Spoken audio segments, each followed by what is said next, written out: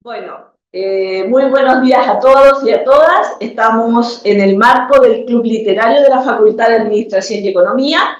Hoy tenemos de invitada a Mónica Maurelia Martínez, de formación periodista, con estudios en Derechos Humanos y proceso de democratización y comunicación política, la cual nos hablará de su trayectoria y de cómo redactar con perspectiva de género, pero orientado también hacia las organizaciones, ¿ya? Un gusto, Mónica, de tenerte aquí en la FAE, en nuestro club literario, para dar tu visión, tu aporte dentro de este marco de literatura, escritura y de fomento también a nuestros lectores que también nos visitan en nuestra unidad de biblioteca. Muchas gracias a ustedes por la invitación y es un gusto para mí también poder compartir un poco de mi perspectiva de trabajo, de trayectoria y también incentivarles no solamente a la lectura, sino que también a cómo ir construyendo, ¿cierto?, una mirada desde el género, ¿cierto?, un reconocimiento desde esa perspectiva para poder incentivar una mirada, ¿cierto?, desde esa línea. Un gusto tenerte aquí. Bueno, a modo de introducción, ¿podrías contarnos un poco sobre tu trayectoria profesional, ahondar un poquito en cómo te especializaste y qué te motivó a dar este giro hacia la perspectiva de género en las organizaciones y tu trabajo? Bueno, yo comencé trabajando en medios de comunicación tradicionales, que por cierto ya no existen, ¿cierto? En la revista Análisis, en el diario La Época, así es que ya podrán calcular de qué tiempo estamos hablando, ¿cierto? De fines de inicio, ¿cierto? De la democracia, postdictadura, y bueno, en la medida de que dejé el trabajo, digamos, en los medios tradicionales, tuve un acercamiento muy próximo y muy inicial al trabajo de las organizaciones de mujeres y de las organizaciones feministas, particularmente en temas de derechos humanos de las mujeres. Y ese es mi acercamiento y esa es mi principal trayectoria y ese es mi domicilio político. Y eso hace, digamos, que mi trabajo se oriente a la perspectiva de género o al trabajo con igualdad de género en las organizaciones y que de alguna manera delinea, ¿cierto?, mi ruta laboral desde, yo diría, inicio o fines de la década del 90 en adelante. Excelente.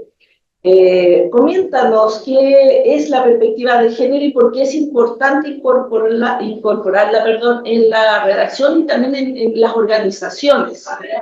Bueno, la perspectiva de género o el enfoque de género es una forma, es un análisis, ¿cierto? Uno podría decir, si lo mira desde el punto de vista de la gestión organizacional, es una forma de mirar la organización, de incorporar un enfoque de trabajo, ¿cierto?, en la gestión organizacional. Y eso implica, de alguna manera, poder hacer un escáner, si uno quiere ponerlo así, respecto de cómo están las condiciones de igualdad al interior de la organización. Y eso implica poder mirar cuáles son los recursos simbólicos, cuáles son los recursos materiales, que están de alguna manera destinados, redistribuidos de alguna manera, hacia hombres, hacia mujeres o hacia personas de género diverso. De alguna manera es una categoría de análisis, ¿no? Y cuando una adquiere esa categoría de análisis, ese enfoque, de alguna manera se va dando cuenta de las desigualdades, ¿sí? Cuáles son las desigualdades que hay para hombres y para mujeres. Eso en el ámbito de las organizaciones. Pero como ustedes nos convocan a hablar un poco de la literatura, del lenguaje, también lo vemos, ¿no? Las mujeres muy tempranamente estamos alejadas, ¿cierto?, del poder de la palabra. No solamente del poder de la palabra en el lenguaje hablado, sino que también del lenguaje escrito. Cuando ve el desarrollo de la escritura, ¿cierto? Yo hago clases de comunicación, ¿cierto?, en primer año de universidad para periodistas. Uno se da cuenta, ¿cierto?, en el desarrollo de la comunicación humana, que las primeras escrituras, ¿cierto?, estuvieron en manos de hombres y además de hombres muy poderosos, ¿no? Los monjes, ¿cierto?, los grandes líderes políticos, los primeros grandes demócratas, todo esto muy entrecomillado, ¿no? Claro. Las mujeres estuvieron muy lejanas de aquello, por lo tanto, la historia, la literatura, ¿cierto?, se escribe desde una perspectiva muy masculina. La reivindicación, por lo tanto, desde el mundo de los derechos humanos de las mujeres o desde la reivindicación feminista, es justamente cómo vamos, ¿cierto?, ganando espacios también desde la literatura, cómo vamos escribiendo más, cómo les vamos dando más voces a las mujeres, ¿cierto? Y cómo vamos incluyendo, ¿cierto?, en nuestras mallas académicas, universitarias, escolares y preescolares, más voces y más escritura, ¿cierto?, de mujeres. Gracias. ¿Cómo crees que la redacción por perspectiva de género puede influir en la percepción, empoderamiento de las mujeres y otras identidades de género? Yo creo que finalmente lo que hace el lenguaje no es solamente visibilizar una representación, ¿cierto? No solamente pone en el imaginario, ¿cierto?, otras identidades, ¿cierto? Otras corporalidades, ¿cierto?, otras estéticas, sino que también va legitimando otros relatos, otras experiencias, otros discursos, ¿sí? Entonces, de alguna manera, si uno quiere decir ese enfoque de género o esa palabra escrita o esa palabra dicha, va generando esa legitimidad, va generando esa credibilidad, va generando esa otra historia, ¿no? De ahí la importancia y de ahí los debates, ¿cierto?, que se han dado a propósito de esta idea de ir incorporando una educación no sexista, ¿cierto?, de ir generando estos contenidos, ¿ciertos?, educativos en los distintos niveles, ¿cierto?, de la educación a propósito de justamente ir generando esos emparejamientos, ¿cierto?, de alguna manera de estas canchas que han estado tan desiguales por tanto tiempo, ¿no? Porque necesitamos, ¿cierto?, ir validando esas otras experiencias que han sido escondidas, de alguna manera, que han sido invisibilizadas, que han estado ocultas, no solamente del relato de la historia, sino que también del relato político, ¿sí? Y cuando digo el relato político, tiene ese correlato a propósito de la escasa representación, por ejemplo, de las mujeres en puestos políticos, en puestos de decisión, ¿cierto? Esto está muy de la mano, ¿cierto? Es muy consustancial, ¿cierto?, a la historia de nuestra representación política también. Y si nos vamos hacia el tema de la redacción propiamente tal, ¿cuáles son los principales objetivos de un taller o de una redacción con perspectiva de género? Justamente ir rescatando esas historias. Curiosamente, por mucho tiempo me tocó hacer un electivo justamente de periodismo de opinión. Tuve la ocasión también de hacer algunos talleres a mujeres políticas respecto de cómo escribir columnas de opinión para medios de comunicación, mujeres que de alguna manera estaban participando, ¿cierto?, de procesos electorales, y la importancia de ir haciendo énfasis en estas desigualdades, en estos desequilibrios, les permitía ir justamente ir estructurando estas experiencias, ¿cierto?, reivindicatorias y ir mostrando estas otras realidades que curiosamente no se veían, incluso en sus propias experiencias de trabajo, ¿sí? Entonces, en la palabra escrita, cuando eso queda ahí perenne, ¿cierto? No importa que exista ahora la comunicación digital, porque igualmente queda, ¿cierto? Incluso ahora queda más perenne todavía porque queda viralizado, ¿cierto? Como eternamente, ¿cierto? Ahí en el mundo digitalizado. Les es mucho más fácil, ¿cierto? No sé si más fácil, pero mucho más accesible volver a esa experiencia, ¿no? Tiene un doble juego ahí porque también uno ve de nuevo la discriminación y la violencia que eso puede significar, ¿no? Pero es muy bonito porque va generando memoria, ¿cierto? Va mirando una hacia atrás de esas experiencias que una va de alguna manera recogiendo de las experiencias de las otras, de los otros, ¿cierto? De esas otras realidades. Entonces uno va generando ahí la historia, va generando el relato, que no es nuevo, ¿cierto? Que se nutre de otras experiencias. Entonces esa es la idea, ¿cierto? De ir incorporando en el relato ¿cierto? Con este enfoque, con esta perspectiva, y rescatando, ¿cierto? Estas otras miradas que no están lamentablemente en nuestro lenguaje o en nuestra escritura más tradicional. Cuesta mucho, es un ejercicio que requiere cierta conciencia de trabajo. ¿Existen algunas normas o guías específicas para poder comenzar a redactar en este ámbito? Hay manuales que están disponibles en la internet, ¿cierto? En esta red. Hay manuales respecto de cómo ir mejorando, ¿cierto? Este lenguaje generalista para ir de alguna manera incorporando un lenguaje que permita de alguna manera ampliar esta realidad. Pero yo diría que eso es accesible, ¿no? Uno va, hace la búsqueda, pero yo me atrevería a decir que el principal trabajo es generar esta conciencia de derecho, ¿no? Esta conciencia de ir legitimando estas otras realidades. Legitimar que permita, ¿cierto?, no seguir excluyendo a otras personas que son distintas, comillas, a mí, ¿no? Claro. Es eso finalmente. Y ese ejercicio es el que cuesta más.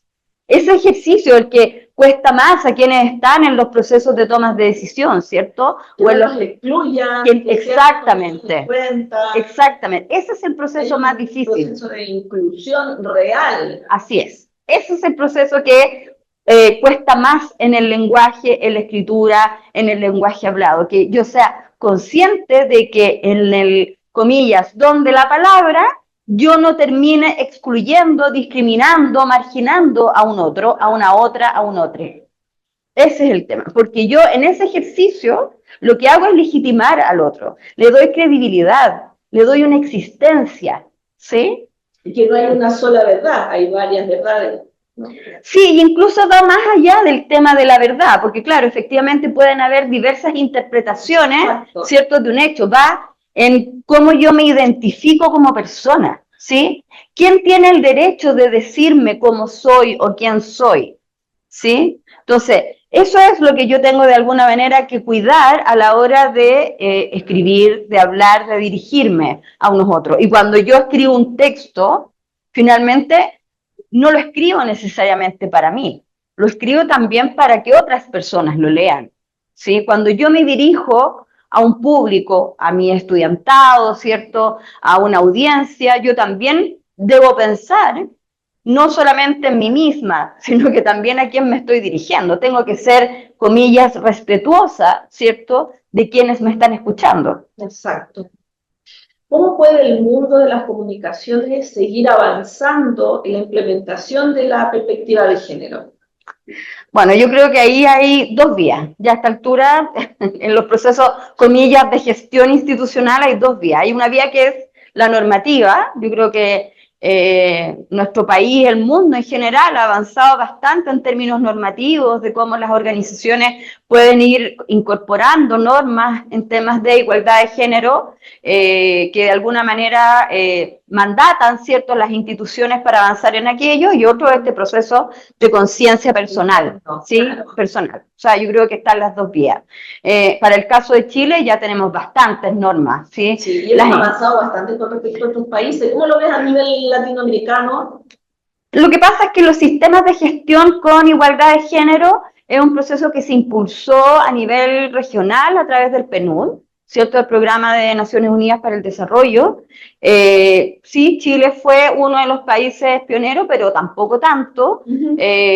Hemos sido rezagados en bastantes temas, ¿cierto? La incorporación, por ejemplo, de una ley de cuotas. Chile se demoró 10 años en comparación a otros países. Leyes en materia, por ejemplo, de violencia política hacia las mujeres. Chile todavía no tiene una normativa específica. Recién este año tuvimos una ley de violencia integral hacia las mujeres que incorpora este tema. Es decir, hemos avanzado en algunos temas, pero en otros hemos estado bastante rezagados. Pero en temas de normativas internas tenemos los principios de Naciones Unidas de las mujeres respecto de cómo incorporar la igualdad de género, tenemos la norma 3262, para efectos de las instituciones de educación superior tenemos la ley 21.369 que nos rige como universidades, ¿cierto?, y otras instituciones de educación superior. Ahora tenemos la ley 21.643, es decir, tenemos una serie de cuerpos normativos que le están diciendo a las instituciones que tenemos que generar climas, ¿cierto?, de respeto hacia las otras personas, independientes, digamos, de nuestras diferencias,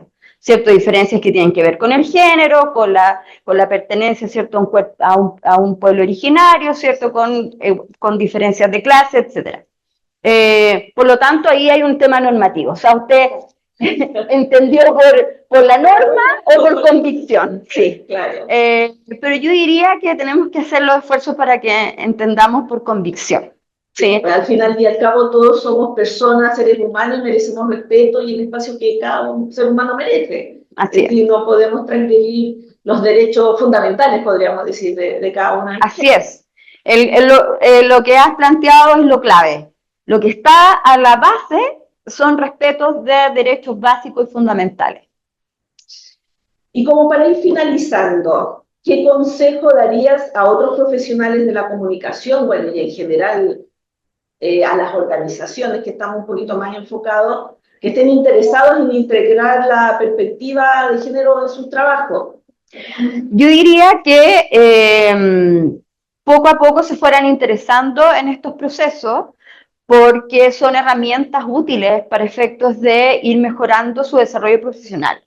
Yo diría que cada vez son herramientas, son elementos profesionalizantes para sus disciplinas, para sus carreras, porque de alguna manera, aunque los procesos no se vean tan rápido, van encaminadas, ¿cierto?, las instituciones hacia esos cambios, ¿sí? Más incluso de lo que uno puede ver a nivel de Estado. ¿Sí? Yo lo que puedo observar, ¿cierto?, incluso en el mundo privado, más que en el mundo público, es que hay cada vez más unidades de inclusión, cada vez más unidades de igualdad de género o unidades de sostenibilidad, donde estos temas se están incorporando. Por lo tanto, son conocimientos profesionalizantes para distintas disciplinas, para distintas carreras. Por lo tanto, yo creería que son conocimientos que debiesen estar ahí como de punta para el desarrollo de las y los profesionales.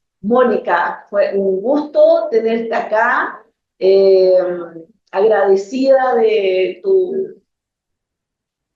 exposición. También aprovechamos, aparte de despedirla, ya estamos finalizando esta entrevista, y dejar invitados a la próxima actividad que desde el Club Literario de la FAE tenemos todos los miércoles de cada mes. Así que, Mónica, muchas gracias y esperamos que esto también sea un aporte para no solamente los estudiantes de la FAE, sino también de la comunidad universitaria.